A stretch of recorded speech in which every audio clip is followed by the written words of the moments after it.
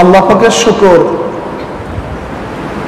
যে মাওলাই কারীম এখন পর্যন্ত আপনাকে আমাকে হায়াতে রেখেছেন। বহু মানুষ ইতিমধ্যে বিদায় হয়ে গেছে।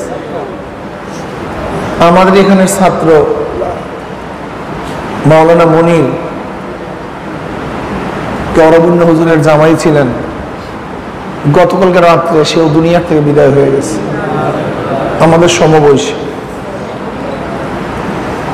আল্লাহ পাক তাকে জান্নাতুল ফেরদাউস দান করেন, জীবনের সমস্ত ভুল ত্রুটি আল্লাহ পাক তাকে ক্ষমা করে দেন।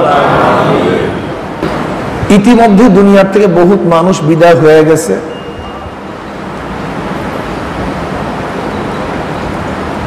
আমরাও বিদায় হয়ে যাব, কিন্তু আজও পর্যন্ত এখন পর্যন্ত আল্লাহ পাক আপনাকে আমাকে হায়াতে রেখেছেন। বহুত বড় মেহেরবানি, বহুত বড় শুকরিয়া। অনেক মানুষ দুনিয়াতে বেঁচে আছে অসুস্থ, রোজা রাখতে পারে না, মনের কত আশা রোজা রাখবে, কিন্তু স্বাস্থ্য সাপোর্ট করে না, পারে না রোজা রাখতে, ইচ্ছা নাই তা না, কিন্তু আল্লাহ পাক আপনাকে আমাকে সুস্থ রাখছেন, রোজা রাখার তৌফিক দান করছেন। এর জন্য আমাদের শুকরিয়া আদায় করা উচিত। বলে আলহামদুলিল্লাহ। বহুত মানুষ হায়াতে আছে, সুস্থ আছে, কিন্তু কপাল পরা রোজা রাখার তৌফিক নাই। কিন্তু আল্লাহ পাক আপনাকে আমাকে তৌফিকও দান করছেন, মাহরুম করেন নেই। দেখেন হেদায়েতের মালিককে আমি কেন পারতেছি না জানি না, কেন বুঝে আসে না জানি না। আমি মনে করি আমি ঠিক। এই যে বুঝ, কোনটা ঠিক কোনটা বেঠিক, এই বুঝটা আল্লাহর তরফ থেকে আস। এখানেই খেলা, মূল ব্যাপারটাই এখানে। وعن معاوية رضي الله عنه قال قال رسول الله صلى الله عليه وسلم من يرد الله به خيرا يفقهه في الدين وإنما أنا قاسم والله يؤتي মুত্তাফাকুন আলাইহির হাদিস। নবী আলাইহিস সালাতু ওয়াস সালাম ফরমান, আল্লাহ পাক যাকে পছন্দ করেন কল্যাণকামী, তাকে দ্বীনের বুঝ দান করেন। ওয়া ইন্নামা আনা কাসিমুন, আমি তো বন্টনকারী। আল্লাহ ইউতি, আল্লাহ আমাকে দেন। আল্লাহ আমাকে যা দেন আমি তা বন্টন করি, শুনাই, বুঝাই, বলি, লেকিন বুঝ দেওয়ার মালিককে আল্লাহ। ওয়া ইন্নামা আনা কাসিম আল্লাহু ইউতি, আমি শুধু বন্টনকারী। এলেম বন্টন করি, জ্ঞান বন্টন করি, মানুষকে নসিহত করি। জনাব মুহাম্মদ রাসূলুল্লাহ সাল্লাল্লাহু আলাইহি ওয়াসাল্লাম এই হাদিস পেশ করছেন, মাইয়ুরিদুল্লাহু বিহি খায়রান ইউফাক্কিহু ফিদ্দীন ওয়া ইন্নামা আনা কাসিমুন আল্লাহু ইউতি। খুব কঠিন মাসালা। এর জন্য বুঝ। দেখেন আমরা অনেক সময় একজনের ব্যাপারে বলি, লোকটা বোঝে না কেন, লোকটিকে মানে না কেন, এটা মানলেই তো হয়, এটা মানলেই তো সমস্ত সমস্যার সমাধান হয়ে যায়, কিন্তু কেন মানতে পারতেছে না? কারণটা কি? কেনই বা বুঝে আসে না? কেন সঠিক সিদ্ধান্ত নিতে পারছে না? অথচ সবাই মনে করে দেখবেন একটা মাজলিসের মধ্যে সমস্ত মানুষ একজনকে, ভাই তুমি এইটা বুঝো, তুমি বোঝার চেষ্টা করো, এইভাবে তুমি চলো, কিন্তু আমার মাথা ধরে না। কারণটা কি? এখানে কার কোনো হাত নেই, মূল ব্যাপারটাই এখানে। এখন কোনটা ঠিক কোনটা বেঠিক, এখানেই হলো সমস্ত করিশ্মা আল্লাহ। এখানে নিজের কোনো হস্তক্ষেপ নেই, নিজের কোনো সিদ্ধান্ত নেই, নিজের কোনো জ্ঞান কাজ করে না। এর জন্য আল্লাহর কাছে সবসময় বেশি বেশি দোয়া করা দরকার। ইহদিনাস সিরাতাল মুস্তাকিম, আল্লাহ তুমি যদি আমাকে সিরাতাল মুস্তাকিম দেখাও তো আমি চলতে পারবো, তুমি না দেখালে কেন যে পারছি না, কেন বুঝেই আসে না। অথচ সহজ ব্যাপারটা মানলেই হয়, মানতে পারতেছি না।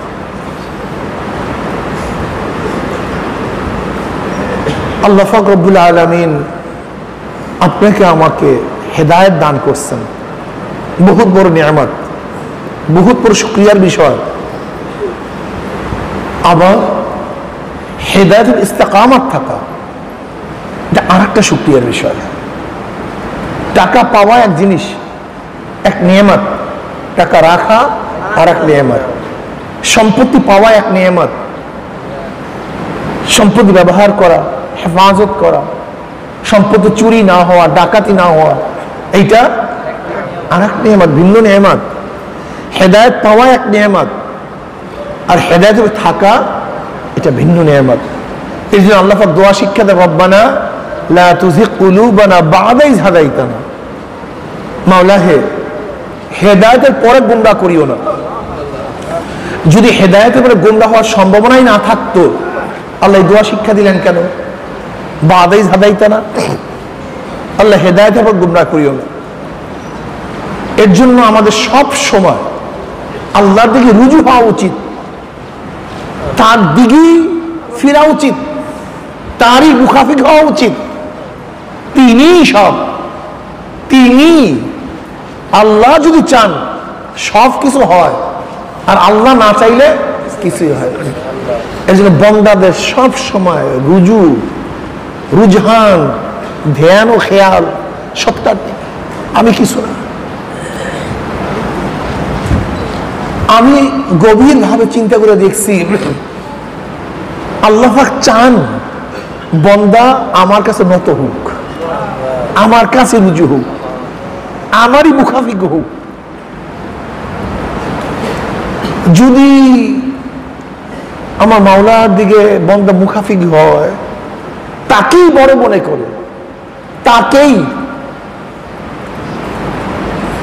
যে সে সব কিছু পারে, যদি এরকম মনোভাব নিয়ে আল্লাহর সামনে কেউ রুজু হয়, আমার মাওলা পাক রব্বুল আলামিন তাকে মাহরুম করবেন না, মাহরুম করেন না। হাজারো পাপিষ্টদের ঘটনা আছে, হাদিসের মধ্যে আসছে, ওয়াকিয়া আছে, হাজারো, বহুত বড় বড়, কিন্তু আল্লাহর দিকে রুজু হওয়ার কারণে। বনি ইসরাইলের এক ব্যক্তি বহুত বড় পাপিষ্ট, 99 খুন করছে, অনেকগুলি খুন করছে। হঠাৎ চিন্তা আসছে যে কি করলাম, কি করা উচিত, এই অবস্থায় মারা গেলে আমার কি হবে। হঠাৎ মাথার মধ্যে ফের চিন্তা চলে আসছে। এক আবেদের কাছে গেছে, গিয়ে বলতেছে, ভাই আমার উপায়টা কি, মুক্তির কি কোনো পথ আছে, পন্থা আছে? মিয়া তুমি এত বড় গুনাহ করছো, তোমার মাফের মুক্তির কোন পথ পদ্ধতি পন্থা বাকি নেই, সব শেষ। ব্যক্তি চিন্তা করছে তোমাকে রাইখা লাভ কি, যখন নাই পথ, তাকে হত্যা করছে। কিন্তু মাথার মধ্যে থেকে ঢুকছে আমার নাজাতের উপায় কি। এই যে টেনশন, এই চিন্তা, এই ফেকে, এইটি তো মাওলার খেলা, আমার কি করব, উপায়টা কি, এই অবস্থা জাহান্নামে আমি জ্বলবো কিভাবে। বাস মাথার মধ্যে ঢুকছে, তো ভালো মতো ঢুকছে। কারোর কাছে জিজ্ঞাসা করছে, ভাই এর সমাধানের কোনো পথ পদ্ধতি কেউ বলতে পারে? কোন অমুক গ্রামে এক আলেম আছে, অমুক গ্রামে এক আলেম আছে, তুমি তার কাছে যাও, সে হয়তো তোমাকে সমাধান দিতে পারে। দেখেন আমাদের অনেকেই বলে কারোর কাছে যাওয়ার প্রয়োজন নেই, কিন্তু হাদিসের মধ্যে তো ওই ব্যক্তি বলতে বলতে আল্লাহর কাছে চাও, আল্লাহর কাছে পানা চাও, আল্লাহ পাকই যথেষ্ট। কিন্তু ওই গ্রামের ওই আলেম, তার কাছে যাও। যদি কারোর কাছে যাওয়াই না লাগে, তাহলে হাদিসের মধ্যে এরকম আসছে কেন? সে সেদিকে রওনা করছে, সেই দিকে রওনা করছে, আলেমের কাছে যাবে সমাধানের জন্য, তওবা করার জন্য। এর জন্য লাগে, কাউকে লাগে রাহনুমাই করার জন্য, পথ প্রদর্শন করার জন্য কাউকে প্রয়োজন। আমরা এই কথা বলছি না যে চরমোনাইরই প্রয়োজন, তখন গলত, এইটা গলত। চরমোনাইর প্রয়োজন এইটা গলত, কিন্তু কাউর প্রয়োজন এইটা সহি। আমরা তো বলছি না যে চরমোনাই একমাত্র, না, প্রয়োজন কাউর। একজন মুরব্বী লাগবে, মুরব্বী ছাড়া মুরব্বা হওয়া যায় না, মুরব্বী ছাড়া মুরব্বা হওয়া যায় না। দেখেন এই যে চাল কুমড়া, চাল কুমড়া আছে না, তিতা, এইটাকে যে আমরা কি বানাই, মুরব্বা বানাই। কিভাবে মুরব্বা বানাই দেখছেন? চাল কুমড়াকে ফালি ফালি দিয়ে আমরা কাটি, কাটার পরে খাজুর কাটা নিয়ে ধাম ধাম সেটার উপরে কোপাতে থাকি, কেসতে থাকি, কেসতে কেসতে কেসতে কেসতে কেসতে কেসতে তার মধ্যে যত তিতা সব তিতা বের হয়ে যায়। বের হওয়ার পরে যখন চিনিতে আসাই 5 টাকার কুমড়া, 5 টাকা কেজির কুমড়ার দাম হয়ে যায় 80 টাকা, 100 টাকা। তোর বিয়ার দেওয়ার কারণে, কি দেওয়ার কারণে? একজন মুরব্বী ওই তিতা চাল কুমড়ার উপরে তোর বিয়ার দেওয়ার কারণে, সাধনা করার কারণে, চেষ্টা করার কারণে, আর ওই কুমারটাও সেই কষ্ট সহ্য করার কারণে, সেও কাঁচা সহ্য করছে, তাকে যে ক্যাচতেছে এটা সে সহ্য করছে। এই ক্যাচার কারণে, সহ্য করার কারণে, তরবিয়া গ্রহণ করার কারণে তার মধ্যে যে তিতা ছিল, তিতা বের হয়ে গেছে। তিতা বের হয়ে এখন সুস্বাদু খাদ্য পরিণত হয়ে গেছে। তাই মুরব্বী যদি ওই চুনা কুমারের মধ্যে তরবিয়াত না দিত তাহলে সে মুরব্বা হইতো না। ঠিক আল্লাহ ওয়ালারা আপনাকে আমাকেও তরবিয়াত দেয়, আমাদেরকে মুজাহিদা শিক্ষা দেয়, সাধনা করতে শিক্ষা দেয়, সাধনা করার পদ্ধতি পন্থা বাতায়া দেয়। এইভাবে চলো, এইভাবে চলো, এইটা করো, সেইটা করো, এইটা ত্যাগ করো। যেই মুরিদ, যেই সালেক মুরব্বীদের তরবিয়াত অনুযায়ী নিজেকে গড়ার চেষ্টা করে, তখন ওই তিতা গান্দা এই ব্যক্তি আল্লাহর কাছে অনেক বেশি দামি হয়ে যায়। দেখেন এখানে কিন্তু অনেক সময় যে তরবিয়াত দেয় তার চেয়েও যাকে দেওয়া হয় সে অনেক উপরে উঠে যেতে পারে, এটা আশ্চর্য হওয়ার কিছু নেই। হযরত মুজাদ্দিদ আল ফিসানি শায়খ আহমদ সেরহিন্দ রহমতুল্লাহ আলাইহি যখন বাকিবুল্লাহ রহমতুল্লাহ আলাইহির কাছে বয়াত হইলেন, তখন বাকিবুল্লাহ রহমতুল্লাহ আলাইহির কাছে তরবিয়াত গ্রহণ করার পরে, তার সোহবাতে যাওয়ার পরে তার শায়েখ বলতেছে, আমরা তো তারকা, আর আহমদ সেরহিন্দ সে হলো সূর্য, সে হলো সূর্য, আমরা তারকা। তার শায়েখ তার সাজ্ঞাদের পরে কি বলতেছেন? আমরা তারকা আর আহমদ সেরহিন্দ সে হলো সূর্য। সূর্য যেরকম গোটা দুনিয়াকে আলোকিত করে ফেলে, ঠিক এই আহমদ সেরহিন্দ সেও একদিন গোটা দুনিয়াকে আলোকিত করে ফেলবে। মানে শায়েখের চেয়েও তার মর্তবা অনেক সময় বেড়ে যায়, এটা আশ্চর্য হওয়ার কিছু নেই। দেখা যায় একজন প্রাইমারির ওস্তাদের কাছে, একজন মুক্তাদের ওস্তাদের কাছে ছাত্র পড়ছে, ওস্তাদ তো এখনো সেখানে পড়ায়, কিন্তু তার ছাত্র তো অনেক অনেক বড় আলেম হয়ে যায়। অনেক সময় দেখা যায় দর্শে ওস্তাদ যা পড়ায় আল্লাহ পাক ছাত্রকে তার চেয়ে বেশি বুঝদান করে,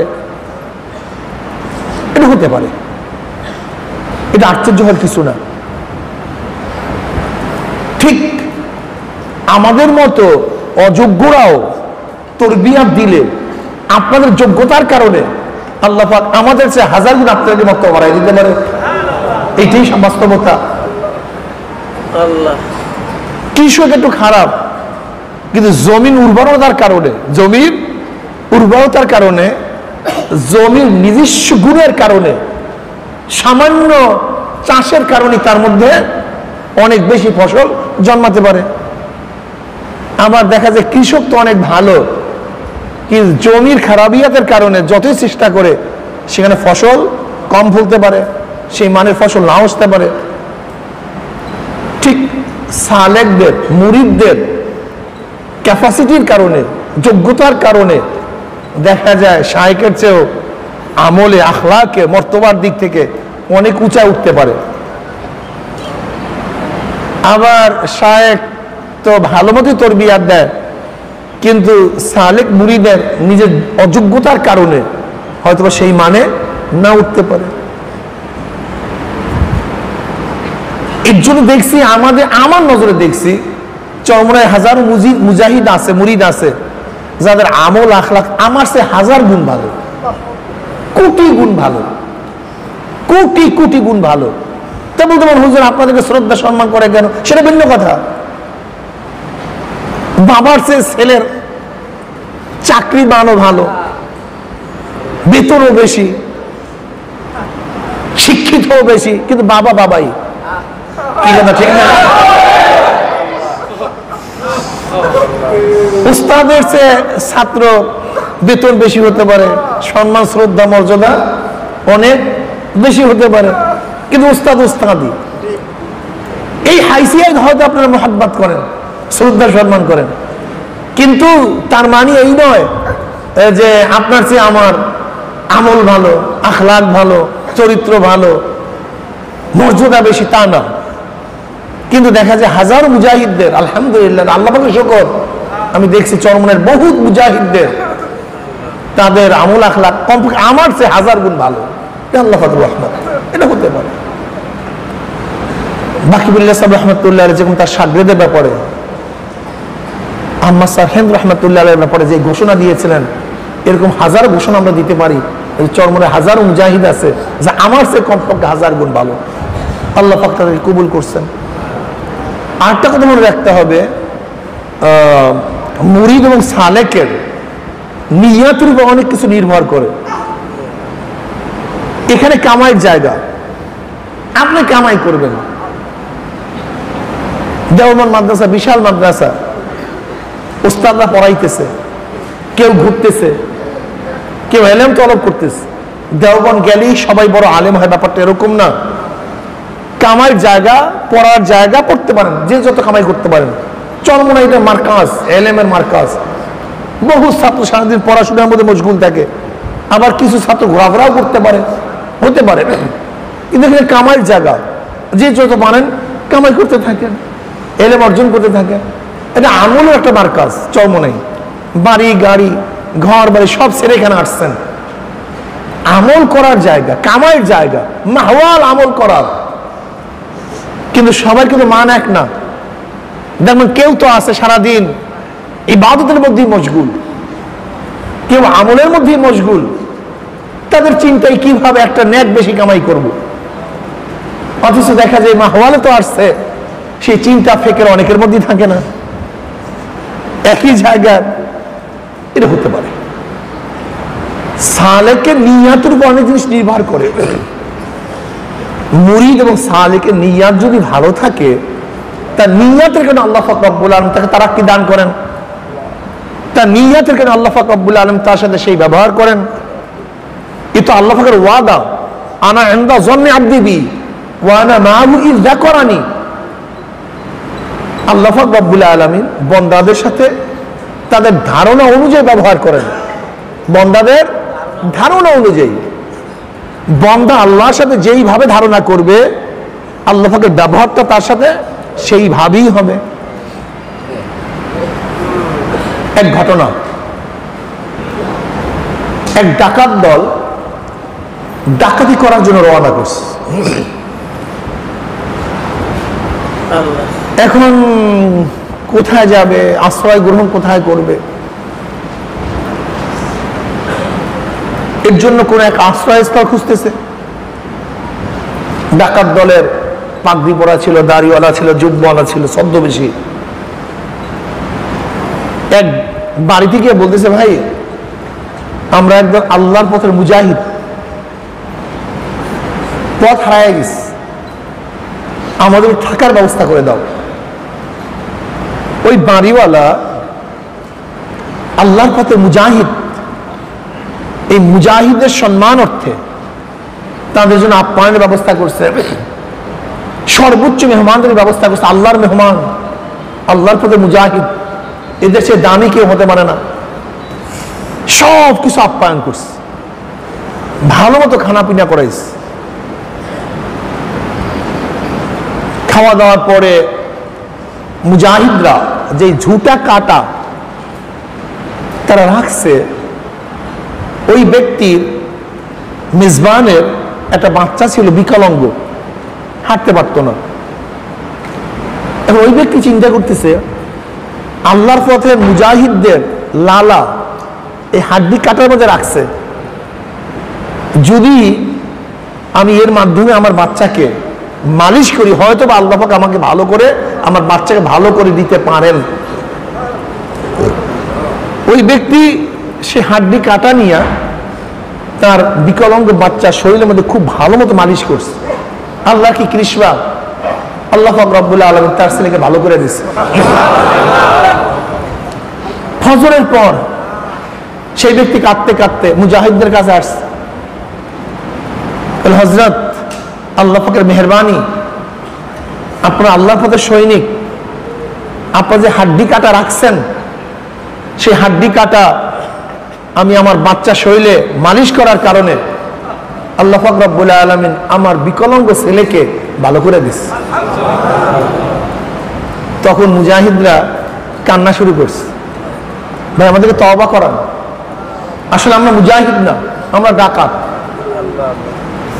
থাকার জন্য মুজাহিদের পরিচয় দিছি, কিন্তু আপনি তো বুঝছেন আমরা মুজাহিদ, আপনার নিয়তের মধ্যে ত্রুটি নেই, ত্রুটি আমাদের মধ্যে।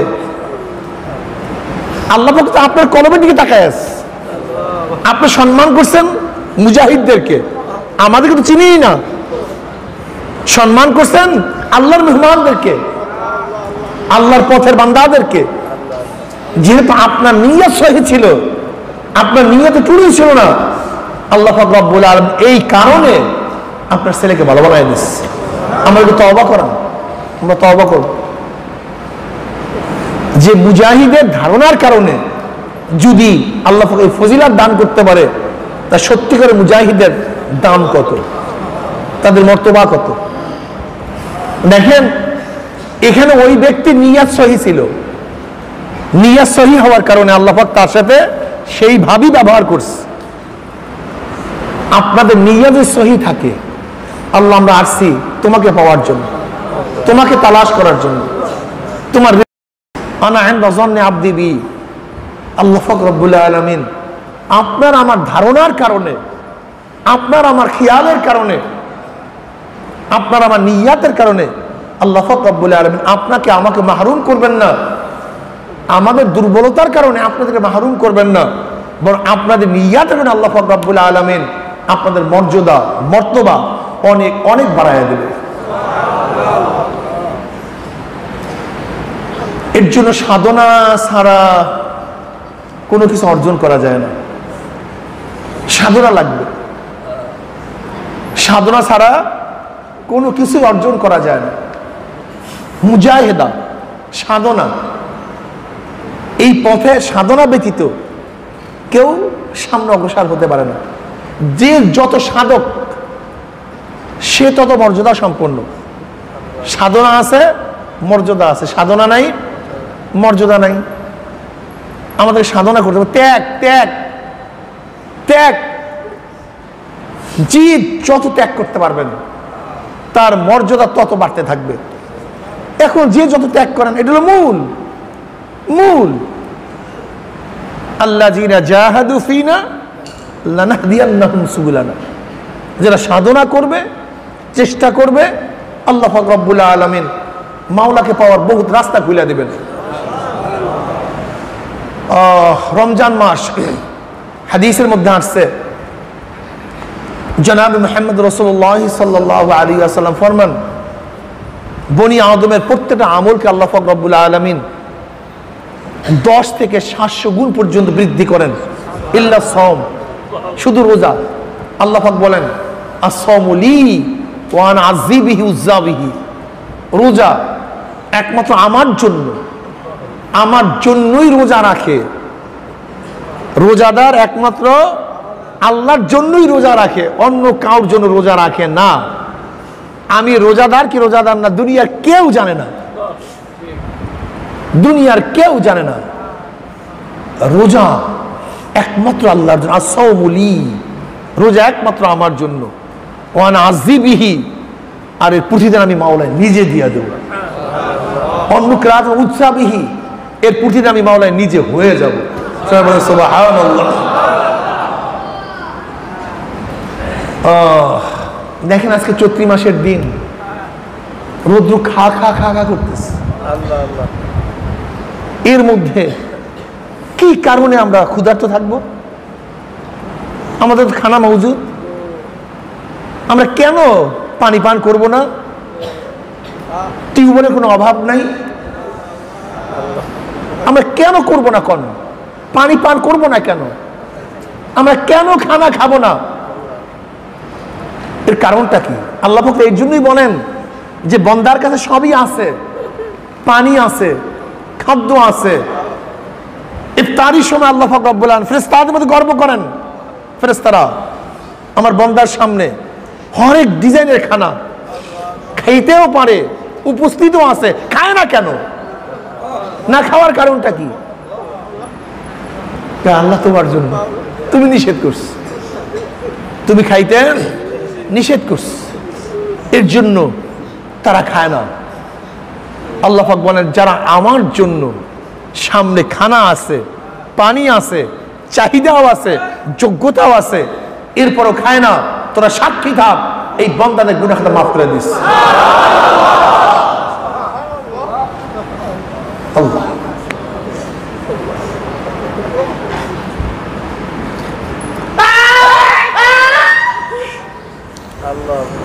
হাদিসের মধ্যে আসছে মান সামা ঈমানান ওয়া ইহতিসাবান গুফিরা লাহু মা তাকদ্দামা মিন যানবিহি, যারা একমাত্র আল্লাহর জন্য রোজা রাখবে, আল্লাহ পাক রব্বুল আলামিন তাদের জিন্দেগির পিছনের জিন্দেগির সমস্ত গুনাহ মাফ করে দেবে। পিছনের জিন্দেগিতে যত গুনাহ করছেন, গুফিরা লাহু মা তাকদ্দামা মিন যানবিহি, আল্লাহ পাক রব্বুল আলামিন তার জিন্দেগির সমস্ত পিছনের গুনাহ মাফ করে দেবে। যারা রাত্রে দাঁড়াবে নামাজের জন্য, ঈমান ও ইহতিসাবা, আল্লাহ পাক রব্বুল আলামিন তাদের পিছনের সমস্ত গুনাহ মাফ করে দেবে। যারা শবে কদরের রাত্রে ঈমান ও ইহতিসাব এই অবস্থায় দাঁড়াবে, আল্লাহ পাক রব্বুল আলামিন তাদের পিছনের সমস্ত গুনাহ মাফ করে দেবেন। হাদিসের মধ্যে আসছে রমজান মাস শুরু হওয়ার সাথে সাথে আসমানের দরজাগুলি খোলা হয়ে যায়। কোন কোন রওয়ায়াতের মধ্যে আসছে জান্নাতের সমস্ত দরজা খোলা হয়ে যায়। অন্যান্য রওয়ায়াতের মধ্যে আসছে রহমতের সমস্ত দরজা খোলা হয়ে যায়, সমস্ত জাহান্নামের দরজা বন্ধ হয়ে যায়। শয়তানকে শিকলের দ্বারা বন্দী করা হয়। আল্লাহ পাক রব্বুল আলামিন প্রতি রাত্রে ডাক দেয়, কি আসো গুনাহগার, মাফ চা, আমাদের তোদের গুনাহ ক্ষমা করে দেব।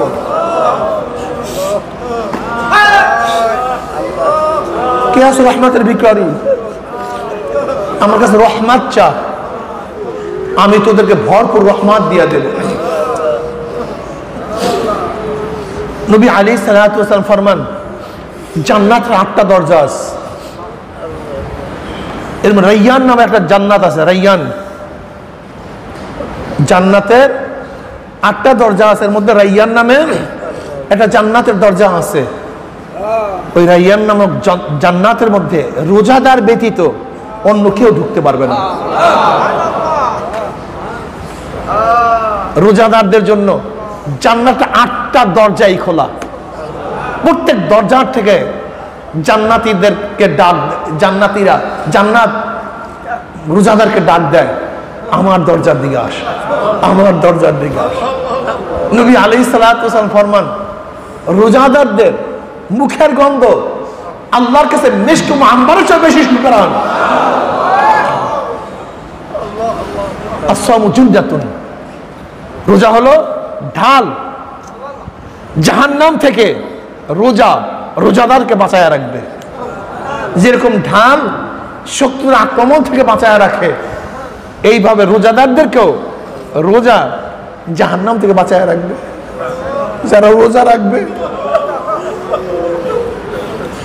তারা জাহান্নামে যাবে না।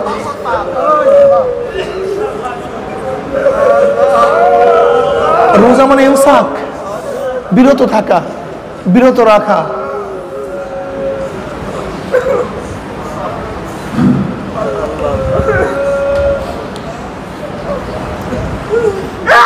কথার থেকে, বেশি কথার থেকে, বেহুদা কথার থেকে বিরত থাকতে হবে।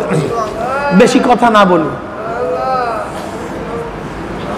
যেমন মারিয়াম আলাইহিস সালাতু ওয়াস সালাম বলছেন, আমি মানত করছি আল্লাহর কাছে আমি কথা বলবো না, কথা বলবো না, কথা বলবো না। কথা কম বলা রোজার সময়, যে যত পারেন কথা কম বলবেন, কথা কম, কথা কথা কম, যে যত পারেন কথা কম বলবেন। জিকিরের মধ্যে লিপ্ত থাকবেন, দুরূদ পড়বেন, একটু হিসাব করবেন কে কত কথা কম বলতে পারছি। মান কাসুরা কালামুহু কাসুরা খাতাউহু, ওমান কাসুরা খাতাউহু মাতা কলবুহু, ওমান মাতা কলবুহু দাখালান নার।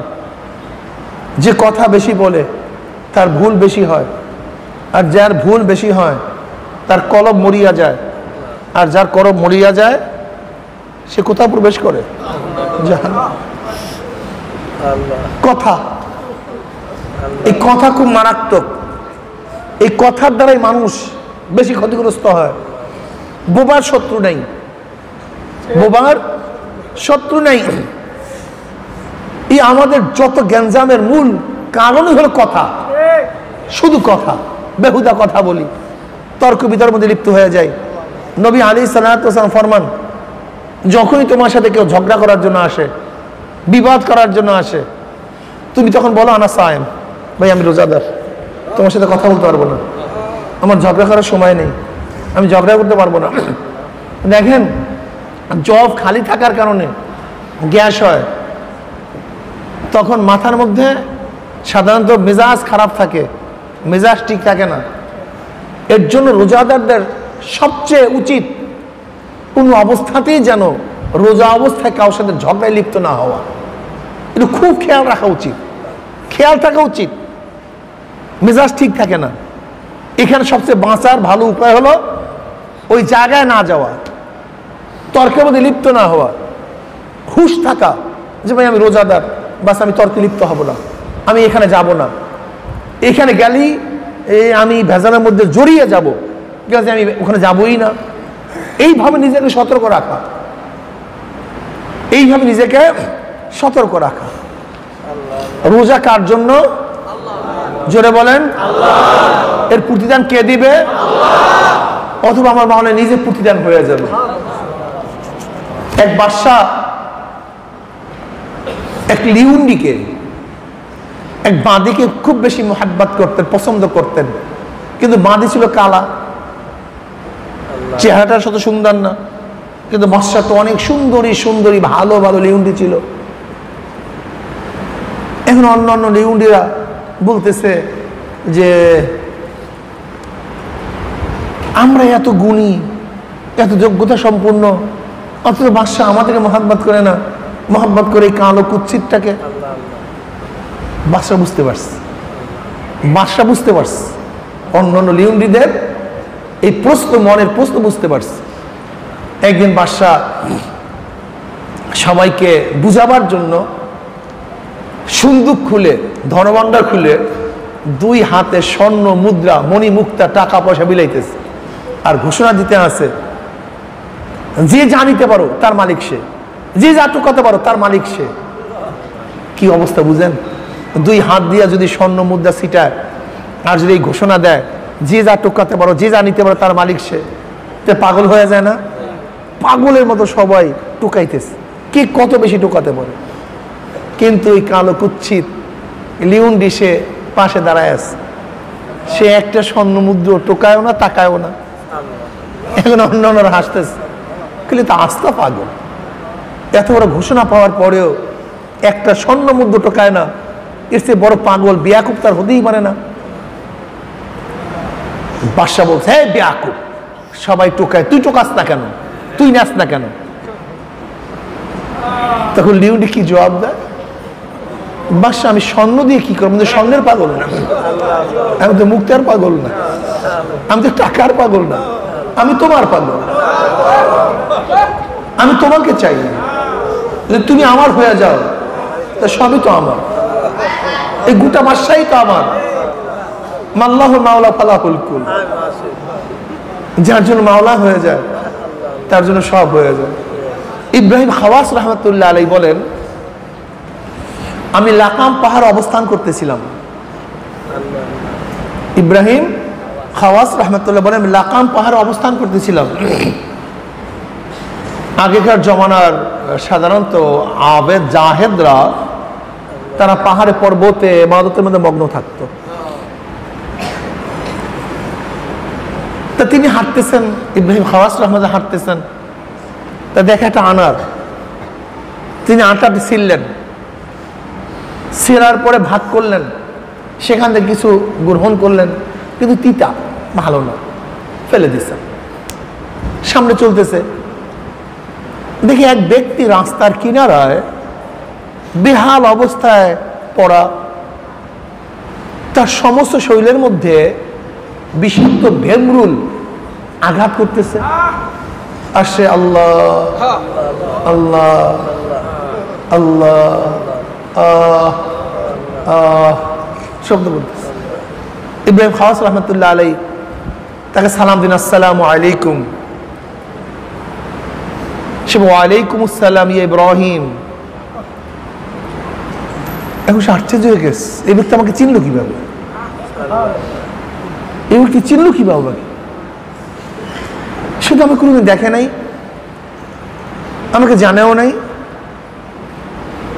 এবার ইব্রাহিম খাওয়াস রহমতুল্লাহ আলাইহি বললেন, তুমি আমাকে চিনলা কিভাবে, তোমার সাথে আমার কোনো পরিচয় নাই, দেখা সাক্ষাৎ হয় নাই, তুমি আমাকে চিনছো কিভাবে?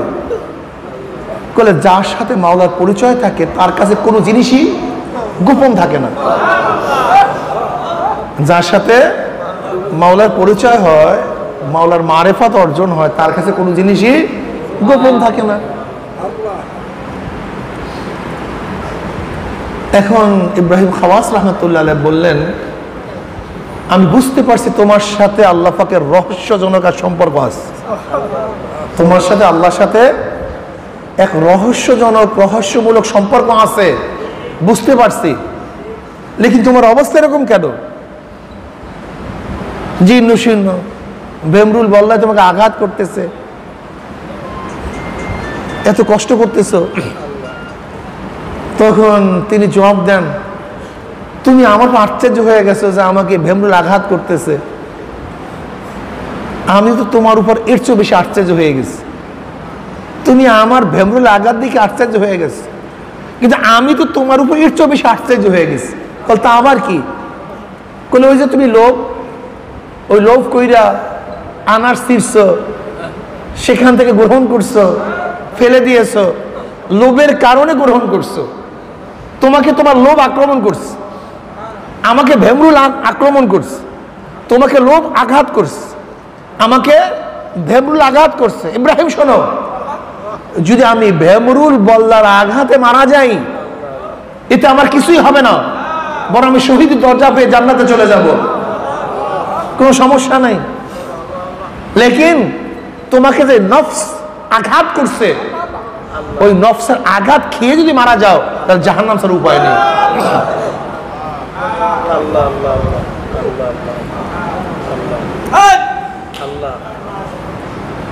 মুকাশাফে কুলুবের মধ্যে ঘটনা নিয়ে আসছে ইমাম গাজ্জালী রাহমাতুল্লাহ আলাইহি। দেখেন আল্লাহর অবস্থা কি। এক ব্যক্তি একটা গোলাম নিয়ে আসছে বাজার থেকে একটা গোলাম নিয়ে আসছে। এখন গোলামকে বলতেছে, তোমার কোনো দাবি দাওয়া আছে কিনা, কোনো বক্তব্য আছে কিনা? বলে মালিক, হ্যাঁ আমার কিছু কথা আছে। বলে কি কথা? বলে ফরজ ফরজ আদায়ের ব্যাপারে আপনি আমাকে কোনো সময় বাধা দিতে পারবেন না, এবং আমাকে ওই সময় কোনো কাজের হুকুম করবেন না, বাধাও দিতে পারবেন না, এবং ওই সময় আমাকে কোনো কাজেরও হুকুম করবেন না। এর বাহিরে আপনি আমাকে কাজের হুকুম করেন, কোনো আপত্তি নেই। নাম্বার 1।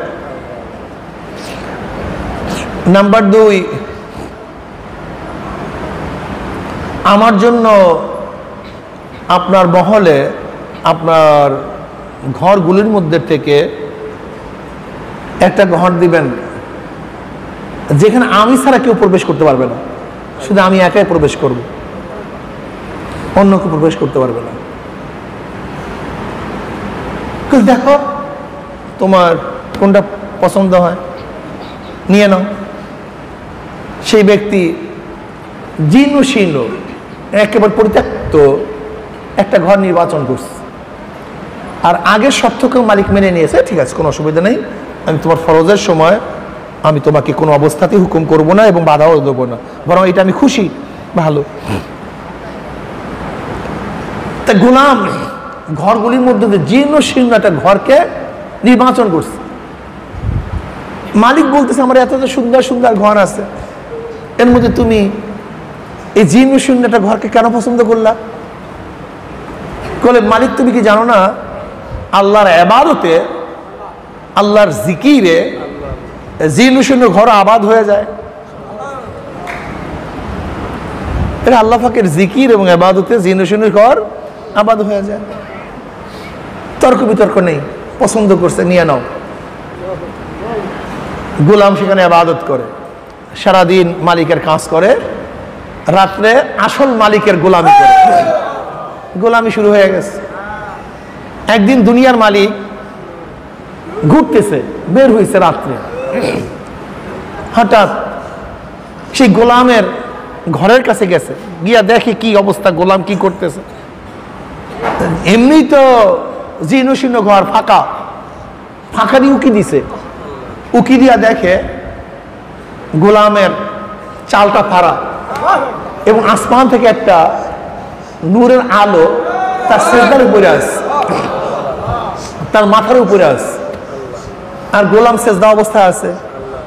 আর আল্লাহ কাছে বলতেছে, মাওলা হে, তুমি আমাকে গোলাম বানাইছ, ইবাদত করতে পারি না, যদি দুনিয়ার গোলাম না বানাইতা আমি 24 ঘন্টা তোমার ইবাদতের মধ্যে মশগুল থাকতাম। বানাইছো গোলাম, কাজে এই মাউজুরাত, আমার এই অজর তুমি গ্রহণ করে নাও, আমার অজরকে তুমি কবুল করে নাও। ইবাদত করতেছে, কাঁদতেছে সারা রাত্র। ওই মালিক এই দৃশ্য দেখছে, চলে আসছে, আইসি স্ত্রীকে বলতেছে, আমরা কাকে গোলাম বানাইছি? যে আল্লাহ পাকের খাস এক বান্দা।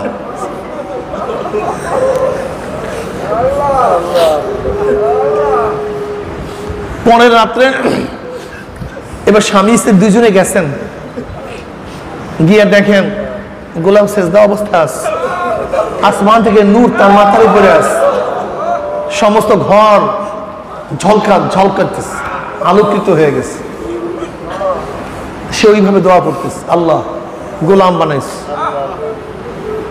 পারি না, মালিকের কাজ করতে হয়, বাকি সময়টা তোমার ইবাদতের মধ্যে মগ্ন থাকি, তুমি অজরকে গ্রহণ করো, আমার এই ত্রুটিকে গ্রহণ করো।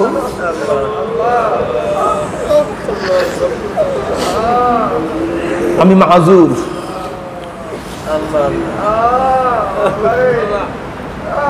কান্নাকাটি,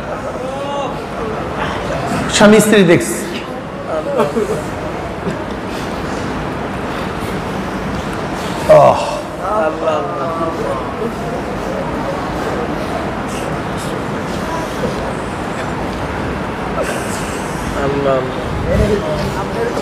এবার ফজরের পর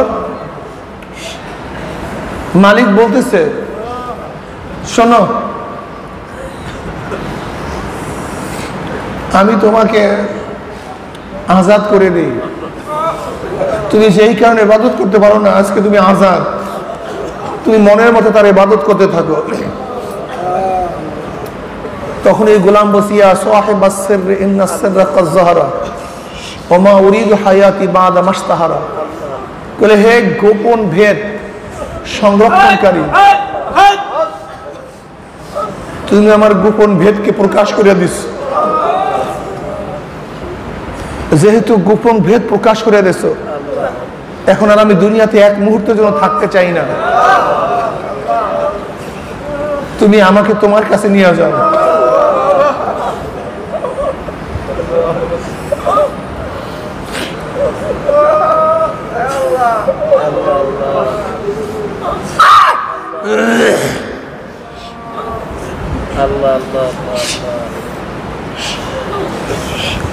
এর জন্য আল্লাহওয়ালারা সব সময় নিজেকে ছুপায় রাখেন, গোপন করার চেষ্টা করেন। মাওলার সাথে সম্পর্ক কি সম্পর্ক সেই জানে, আর মাওলাই জানে। যাই হোক, আমাদেরকে ইবাদতে মশগুল থাকতে হবে, ইবাদতে মগ্ন থাকতে হবে, আল্লাহর সাথে সম্পর্ক স্থাপন করতে হবে। এই রোজার সময় সেই সম্পর্ক স্থাপন হয়। আমি যে রোজাদার কেউ জানে না, কে জানে? আমার আল্লাহ জানে। আসামুলি, এই ভেদ, আমার রোজার ভেদ দুনিয়ায় কেউ জানে না। আমি রোজাদার, আমার সাথে মাওলার রোজার সম্পর্ক দুনিয়ার কেউ জানে না। কে জানে? আমার মাওলা জানে। এখানেই মাওলার জন্যই রোজা, অন্য কারোর জন্য না। আর যদি মাওলার জন্য রোজা রাখি, আমার মাওলায় প্রতিদান দিবে। যদি দুনিয়ার সখী দান করে, যে যেই মানের দানশীল, তার দানটাও সেই মানের হয়। আমার মাওলায় কেমন দানশীল? আমার মাওলা সে দানশীল আর কেউ হতে পারে না। সবচেয়ে বড় দানশীল কে? আমার মাওলায়। রোজা মাওলার জন্য, আমার জন্য, এর প্রতিদিন আল্লাহ পাক দিবেন। তাই কি দিবেন তো বুঝেন, এমন দেওয়া দিবেন যে দেওয়ার কোনো শেষ নাই, কোনো সীমা নেই। অথবা আমার মাওলায় নিজে হয়ে যাবেন, আমার মাওলায় নিজে হয়ে যাবেন। আর আমার মাওলা যদি বন্দার জন্য হয়ে যায়, তার জন্য কবরেও ভয় নাই, কিয়ামতেও ভয় নাই, মিজানে ভয় নাই, পুলসিরাতে ভয় নেই, কোনো জায়গায় ভয় নেই। আল্লাহ তুমি আমাদের সবাইকে কবুল করে নাও। রমজান মাসের আজকে দ্বিতীয় দিন, রহমাতের দ্বিতীয় দিন চলতে আছে। রহমাতের জন্য আল্লাহর কাছে বেশি বেশি দোয়া করব, তেলাওয়াত করব।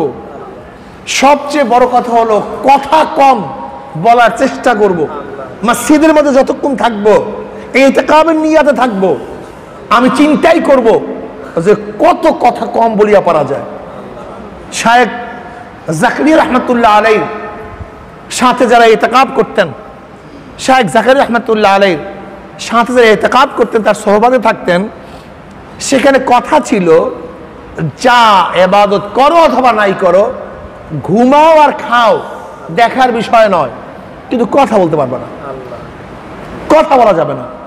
ট্রেনিং, কথা বলা যাবে না। যদি কেউ কথা বলতো, তাহলে মসজিদ থেকে তাকে নামায় দেওয়া হইতো। যে যত বড় মুহাদ্দিস হোক, মুফতি হোক, দেখার বিষয় না। কথা বলছো, মসজিদ থেকে নামো, ভাগো। প্রয়োজনের বাহিরে কথা বলা যাবে না। আর প্রয়োজন হুকুম নিয়ে কথা বলতে হবে। তা খাদেমরা চা দিত, দুধ চা এবং রং চা, দুই ধরনের চা ছিল। কিন্তু চা চাওয়া যাবে না, ভাই আমাকে চা দাও, এই কথা বলা যাবে না। বা আমাকে দুধ চা দাও, এই কথা বলা যাবে না। নিয়মটা কি? যদি রং চা 1 আঙ্গুল, দুধ চা 2 আঙ্গুল, কিন্তু কথা বলা যাবে না। দাও, ট্রেনিং, এইটাই মুজাহেদা, এইটাই মুজাহেদা। বাস, কথা বলা যাবে না। মসজিদে কথা বলা যাবে না। বাস, হাঁটতেছে, চলতেছে। এক মুহাদ্দিস সাহেব, মুরব্বী, শাইখুল হাদিস, বহুত বড় মুহাদ্দিস, সে ভুলে বলছে ভাই আমাকে রং চা দাও, শুধু এতটুকু বলে ফেলিস। অমনি ধাম ধাম মসজিদের সমস্ত বাতি জ্বলিয়ে গেছে। এখন সবাই অপেক্ষা আছে আল্লাহ কার উপর যেন গজব নাজিল হয়, কাকে যেন নামায়া দেওয়া হয়। কি অবস্থা হয়? কে কথা বলছে, কে কথা বলছে? ও মুখে নামাও। এই মুরব্বী মানুষ শীতের মধ্যে, মুরব্বী মানুষ শীতের মধ্যে ধৈরা খাদেমরা মসজিদ থেকে নামায় দিস, নামো এখান থেকে, নামো। শীতের মধ্যে সারা রাত্র শীতের মধ্যে ক ক ক করতেছে। আপনারা কি করতাম?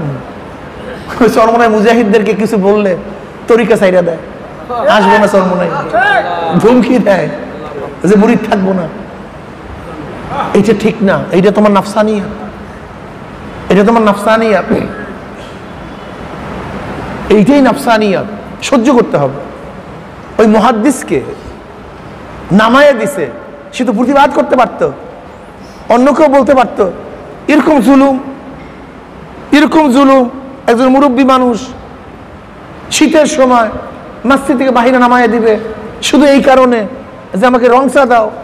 আপনারা কি বলতেন? কি বলতেন? না, জায়গা, এটা ইসলামের জায়গা। এখানে কে মুরব্বী আর কে বড়, কে মুহাদ্দিস, এইটা ভুলাবার জন্য তো এখানে আনছে। এই যে মুহাদ্দিস মুফতি বড়রা সাধারণত তাজকিয়া করতে পারে না কেন? কেবের এই পরিমাণ, এই পরিমাণ কেবের। কল হুজুর আমাদের জন্য আলাদা ব্যবস্থা করেন। আলেমরা কি বলে? আমাদের জন্য আলাদা ব্যবস্থা করেন। তার মানে তার মনের মধ্যেই আমি আলেম, এরা সাধারণ। আমি আলেম, এ সাধারণ। আর মনে রাখতে হবে তাজকিয়ার, তাজকিয়ার শেষ দরজাই হলো আমি কে ভুলিয়া যাওয়া। আমি কে, বাস এইটাই তাজকিয়ার শেষ। তাজকিয়ার শেষ এইটা। এই যত পীর মুরুদি, এই যত সাধনা, এই যত কিছু, এই যত সাধনা, অনেক জায়গায় দেখছি সাধনা করে বলে কিসের? ভাই আমার ইসলাম সম্পর্ক। আমি বলি ইসলাম সম্পর্কটা কেবেরের সম্পর্ক, তোমার সাথে ইসলাম সম্পর্ক না, কেবেরের সম্পর্ক। তুমি ইসলাম হওয়ার জন্য যাও নাই, তুমি মুতাকাব্বির হওয়ার জন্য সেখানে গেছ। ইসলাম সম্পর্ক আমার সাথে আচ্ছা, গেছি কেন? ইসলাম হওয়ার জন্য। একজনের সাথে ইসলাম সম্পর্কটা কি? আমার মধ্যে কেবের আছে, কেবেরকে দমন করা। ওজব আছে, ওজবকে দমন করা। যে রিপুগুলি আছে সেই রিপুগুলিকে দমন করার জন্য তো একজনের কাছে গেছে ইসলাম হওয়ার জন্য, নাকি ভাই? আমি কিছু না, সব কিছুকে মানে নিজের অস্তিত্বকে বিলীন করে আল্লাহর অস্তিত্বকে সাবেত করা, প্রমাণ করা, এটার নামে তো তাজকিয়া। এইটাই তো সাধনার মূল। আমি দেখছি আল্লাহ পাকের শুকর, চরমোনাই ময়দান আসার কারণে, এখানে বসার কারণে প্রথম দিন যখন গাল নাড়া দেয় তখনই মুহাদ্দিস ভুলিয়া যায় লা ইলাহা ইল্লাল্লাহ, সাধারণ মানুষের সাথে। তখনই ভুলিয়া যায় আমি কে, তখনই ভুলিয়া যায় আমি কে। কিন্তু যখন আলাদা থাকে, প্ল্যাটফর্ম থাকে, অমুক থাকে, তমুক থাকে, আলেমের পরিবেশ, তখন নিজের মধ্যে স্মরণ হয় আমি আলেম, এটা মুহাদ্দিসের পরিবেশ তাদের তার জন্য। তখনই মনে হয় আমি মুহাদ্দিস। হিসাবটা বুঝেন নাই? আমাকে ভোলার নামই তো ইসলাম। আমি কিছু না, সব কিছু আল্লাহ। আমার যা কিছু নিয়ামত সব আল্লাহর তরফ থেকে। আমার ইলম, আমার কালাম, আমার এই অবস্থান, আমার সম্মান, আমার ইজ্জত, সব কিছু আল্লাহর তরফ থেকে। এইটার নামই তো ইসলাম। আমি কিচ্ছু না, আল্লাহ দিয়েছেন দেখে আমি, আল্লাহ অর্পণ করছেন দেখে আমি এই অবস্থানে আছি। আল্লাহ আমাকে এই ঘরে জন্ম না দিলে তো আমি এই অবস্থায় পৌঁছতাম না। এর নামই তো সব কিছু আল্লাহর জন্য, সব কিছু আল্লাহর থেকে। তা জাকারিয়া সাহেব রহমতুল্লাহ আলাইহি ওই ব্যক্তিকে নামায়া দিস কিসের কারণে ভাই? শুধু কি সাহেব? এতটুকু বাস। উচিত ছিল এক আঙ্গুল জাগাবা, তুমি কথা বললা কেন? নামায়া দিস। ফজরের সময় ডাকি আইন না খেলাফত দিয়ে দিস। সহ্য করছে, কাকুতি বিনতি করছে, কাকুতি বিনতি করছে, স্কাল তোলে নাই, আপত্তি তোলে নাই, আপত্তি তোলে নাই। না হুজুর ঠিকই করছে, ভুলটা তো আমার। যখন নিজের মধ্যে ভুল দেখবা, যেমন এইটা নিষেধ, এখানে আমি করলাম কেন, এইটা আবার ভুল। মাঠে জমি রাখা নিষেধ, মাঠে জায়গা রাখা কি নিষেধ করছে না? এখন যদি জায়গা রাখি, ভুলটা কার? এটা তো আমার ভুল, এই ভুলটা তো আমার। এখানে যদি আমার উপরে কোনে শাস্তি দেয়, বরং এটা তো অবনত মস্তিষ্কে মেনে নেওয়া উচিত ছিল যে না, এইটাই তো নিয়ম ছিল, ভুলটা তো আমি করছি, কাজে আমার শাস্তি পাওয়া উচিত। এর জন্য তো এখানে আসছি ভাই, এখানে তো আসছি তো কলবটার মধ্যে শুকর আদায় করার জন্য। শয়তান এবং নফস আমাকে যে বড় করে রাখছে, এটাকে দমন করার জন্য নাকি ভাই? এখানে আসছেন কেন? এত কষ্ট করবেন কেন? এত সাধনা করবেন কেন? মাওলাকে পাওয়ার জন্য না? ত্যাগ করি, ত্যাগ করি। শয়তান আপনাকে আমাকে এইটা বুঝাইবে, সেইটা বুঝাইবে, সেইটা বুঝাবে, এইটা বুঝাবে। এইটা যে ত্যাগ করতে পারবো, সে কামিয়াব হয়ে যাবে। যে যত বেশি ত্যাগ করতে পারবো, দমন করতে পারবো, রাগকে কন্ট্রোল করতে পারবো, সেই ব্যক্তি তো না, হুজুর আমাকে রাগ করছে, ভালো করছে, হুজুর আমাকে নামায়া দিচ্ছে, ঠিকই আছে, হুজুর আমাকে এই তাজির করছে, ঠিকই করছে, আমি এইটার উপযুক্ত, আমি এইটারই উপযুক্ত। কিন্তু যখনই আপনার ব্যাক করবে, ভেজালাস, যখনই গ্রহণ করা বাঁধ দিয়া থাকবো না, আর কত ইসলার জায়গা নাই, মসজিদ থেকে আমাকে নামাইয়া দিছে, এতটুকু বলার কারণে যে রংসা এই শীতের মধ্যে নামাই দেয়, যাই আপনার কাছে যাবো না, পিন নাই। আর মনে রাখবেন, খুব ভালো মতো মনে রাখবেন, পীর মুরিদের নিসবত একটা সূক্ষ্ম এবং তীক্ষ্ণ নিসবত, নূরের নিসবত। যে নিসবত এত কঠিন, এত কঠিন, এত কঠিন, গোটা দুনিয়ার কামান, গোটা দুনিয়ার অস্ত্র বোমাও সেই নিসবতকে ভাঙতে পারে না। আবার এত সূক্ষ্ম, এত সূক্ষ্ম, এত সূক্ষ্ম, ফু দিল চুরমার হয়ে যায়, সামান্য। এত দুর্বল, এত দুর্বল, এত দুর্বল, বুঝেন না? দেখেন, যদি পীর তার মুরিদকে 1000 বার 1 লক্ষ বার বলে, তুই আমার মুরিদ না, তুই আমার মুরিদ না, তুই আমার মুরিদ না, ভাগ এখান থেকে, যা এখান থেকে, আর তোকে দেখবো না, আর যেন না দেখি, এতে নিসবত ছোটে না, বরং নিসবত পোক্ত হয়, নিসবত মজবুত হয়। কিন্তু মুরিদ যদি একবার বলে বা মনেও আসে, দরকার নাই আপনাকে, আপনি আমার পীর না, 4 বার শেষ, একবার মনের মধ্যে যদি আসে, নিসবত শেষ। খুব মারাত্মক, খুব মারাত্মক অবস্থা। কথা বুঝাতে পারিনি? যদি পীর তার মুরিদকে 1000 বার বল, তুই আমার মুরিদ না, তুই এখান থেকে যা। যেমন বাবা যদি তার ছেলেকে 100 বার বলে, তুই আমার ছেলে না, তুই যাও, বাবা এখান থেকে, তুই আমার ছেলে না, তোর আমি দেখতে চাই না। এতে কিন্তু ছেলের বাপমার, বাবা এবং ছেলের সম্পর্ক ছেদ হয় না। কিন্তু আল্লাহ না করুক, ছেলে যদি একবার বলে আপনি আমার বাবা না, এটা মারাত্মক, এরকম মারাত্মক, খুব মারাত্মক। এর জন্য পীর মুরিদের মধ্যে নিসবত হলো একেবারে সূক্ষ্ম, কিন্তু এত মজবুত যা গোটা দুনিয়ার কেউ শিখতে পারে না, ভাঙতে পারে না। লেকিন আবার এত সূক্ষ্ম, এত তীক্ষ্ণ, সামান্য যদি কেউ বলে যে আপনি আমার মুরিদ, আপনি আমার পীর না, দরকার নেই আপনার, মনের থেকে যদি বলে, মনের থেকে, কারবার শেষ হয়ে যায়। আবার মোহাব্বতের সময় ভিন্ন কথা, মোহাব্বতের গোলবার সময় সেটা ভিন্ন কথা। জজবার হালাত কোনো হালাত না, এটা ধর্তব্য হয় না। লেকিন যদি কোনো রকমের তাচ্ছিল্য বা ইনকারের হাইসিয়াতে এরকম একটু বলে, তখন আর নিসবত থাকে না। এর জন্য পীর মুরিদের নিসবত খুব সূক্ষ্ম এবং তীক্ষ্ণ। তরাক্কির জন্য আপনাকে আমাকে খুব খেয়াল রাখা চাই। আদব, পীর মুরিদের মূল হল আদব। জোরে বলেন কি? আদব। যে জবর মুআদ্দাব সে তত, ওই যে আপনার এর আদব হয়নি, এটা আদবের খেলাফ। আদব খুব মারাত্মক। ওঠা, বসা, চলা ফেরা, ওঠা, আমি আমার আদব রক্ষা করবো, এটা আমার শিক্ষা। যেমন হজরা আসওয়াদ, সেটা একটা পাথর, কাবা শরীফ সেটা পাথর, কিন্তু আমরা সেখানে কি করি? আদব রক্ষা করি। এটা আমার দায়িত্ব, কাবার দায়িত্ব না তোমাকে বারবার তালা দেয়া। কি কথা বোঝাতে পারেনি? কাবার দায়িত্ব তোমাকে ইত্তেলা দেয়া না, বরং আমার দায়িত্ব কাবাকে সম্মান করা, ইজ্জত করা। কি কথাটা বুঝতে পারছি? এটা আমার দায়িত্ব প্রত্যেক আসে না।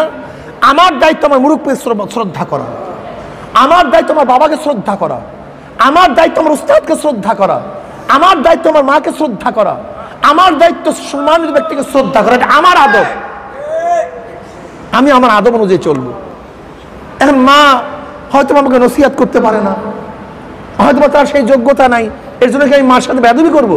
না, আমার মা আমাকে সেইভাবে তরবিয়ত না দিতে পারলো, আমার দায়িত্ব মাকে সম্মান ইজ্জত কর। কোরআন তো বলতে পারে না আমাকে সম্মান করো, কোরআন বলতে পারে? সে তো ওখানে পড়ে আছে, কিন্তু আমার দায়িত্ব কি? কি কথা বলেন না কেন? আমার দায়িত্ব কোরআনকে সম্মান করা, ইজ্জত করা। কেবলা তো কেবলার দিকে, কেবলা কি কথা বলতে পারে? কিন্তু আমার দায়িত্ব কি? কেবলাকে সম্মান করা, ইজ্জত করা, এটা আমার দায়িত্ব। ঠিক মুরিদদের দায়িত্ব আদব শিক্ষা হওয়া, নিজেকে আদবওয়ালা বানানো, সব সময় আদব, আদব রক্ষা করা। পীর মুরিদের মূল হলো আদব শিক্ষা দেয়া, আদব। যে যত মুআদ্দাব, যে যত মুআদ্দাব, সে ব্যক্তি তত কামিয়াব, সে তত কামিয়াব। আদব, আমার চলা ফেরা, ওঠা বসা।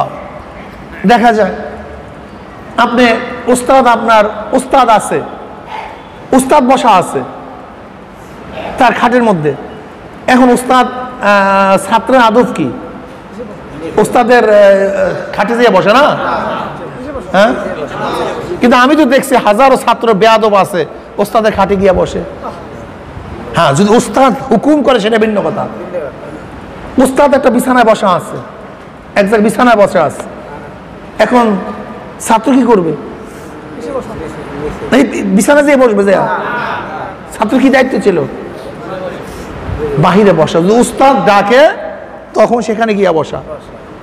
একজন শায়েখ পীর তার বসা আছে এক জায়গায়, এখন মুরিদের দায়িত্ব কি, আদব কি? হ্যাঁ, আপনি আপনার আদব রক্ষা করে চলবেন, আপনি আপনার অবস্থান ঠিক রেখে চলবেন।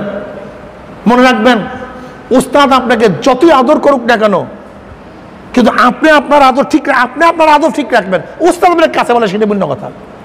সে উস্তাদের তার মন বড়, তার হৃদয় অনেক প্রশস্ত, এর জন্য আপনাকে কাছে সে ডাকে, কাছে বসায়, কোনো সমস্যা নেই।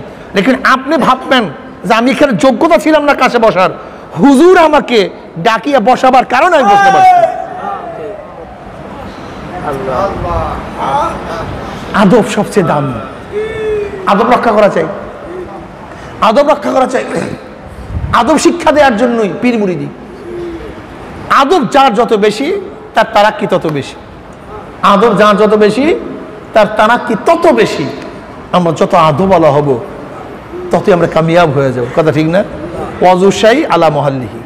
আদবের সংজ্ঞা কি? যেখানে যেইটা রাখার প্রয়োজন সেখানে সেইটা রাখা, সেখানে সেইটা রাখা। আপনি খেয়াল রাখবেন যে নফল নামাজ, এমনকি শায়েখের সামনে বেশি নফল নামাজও না পড়া।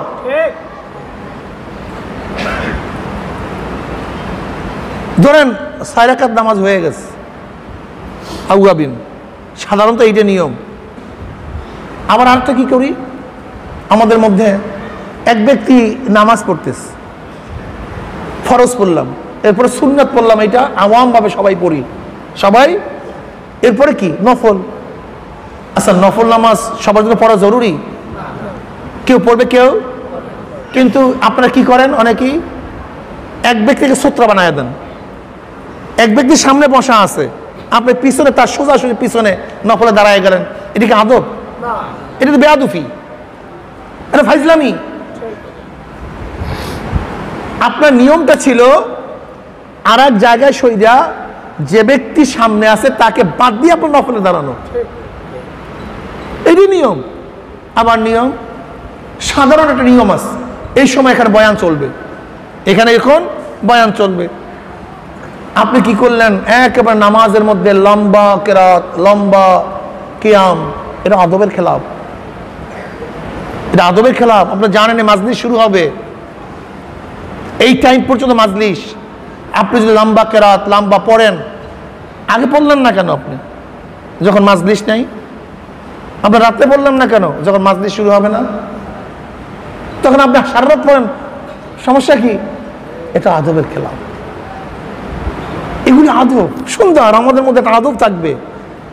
চরমনিতে আসছে মানে এর প্রত্যেকটা কাজ বুদ্ধিমত্তার সাথে হতে হবে। দেখেন ইমাম আজম আবু হানিফা রহমতুল্লাহ আলাই ইউসুফ রহমতুল্লাহ আলাইকে কখন বলছেন তুমি জমানের ইমাম হবা? কখন বলছেন? একদিন ফজরের নামাজের টাইম প্রায় যায়, একেবারে যায়। ইমাম আজম আবু হানিফা রহমতুল্লাহ আলাই ইউসুফ রহমতুল্লাহকে বললেন তুমি ইমামতি করো। তিনি ইমামতি করলেন, শুধু ফরজ এবং ওয়াজিব আদায় করছেন, শুধু ফরজ এবং ওয়াজিব আদায় করছেন, সুন্নত মুস্তাহাবের দিকে খেয়াল করেন নাই। সালামও ফিরাইছেন, সূর্য উঠে গেছে। এত তাড়াতাড়ি করে স্পিডে নামাজ পড়ছেন, শুধু ফরজ এবং ওয়াজিব। আপনি আমি কি করতাম? বলতাম নামাজ কেমন কি নামাজ পড়ছে। অথচ ইমাম আজম আবু হানিফা বললেন তুমি জমার ইমাম হবা। তাহলে কেন? এখন যে সুন্নাত ও মুস্তাহাব অনুযায়ী আমল করতা, তাহলে ফরজ শেষ হয়ে যেত, সূর্য উঠে যাইত।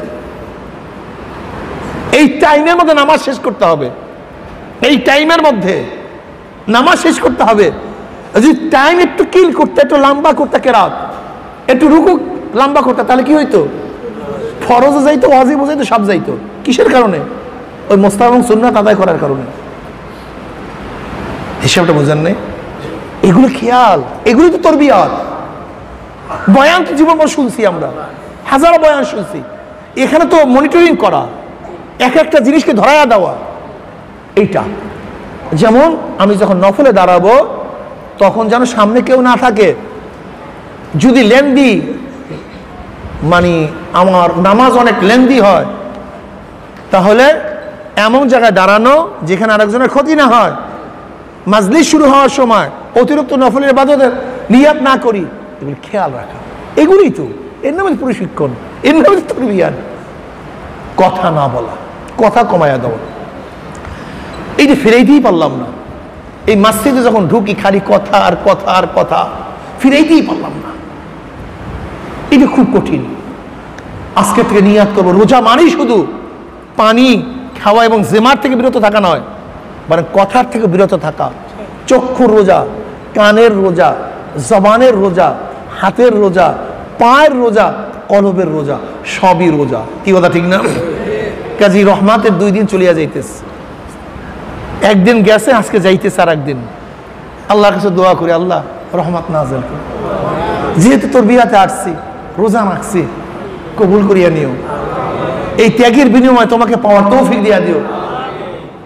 আল্লাহ আমাদের সবাইকে কবুল করে নেন।